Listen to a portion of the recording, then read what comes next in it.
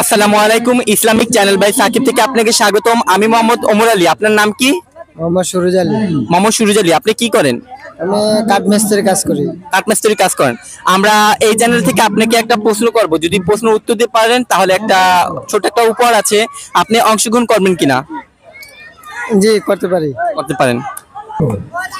আপনার জন্য এই চ্যানেল থেকে প্রশ্ন হলো, জাহান্নামে যে আগুনে জ্বলতে হবে এটা জানেন? হ্যাঁ, জানতে। তাহলে আপনাকে বলতে হবে সেই আগুনের রংটা কেমন হবে। জাহান্নামে যে আগুনে জ্বালানো হবে সেই আগুনের রংটা কেমন হবে? এটা তো দেখে হয়তো আমরা এখনো প্রশ্নটা বড় কঠিন প্রশ্ন।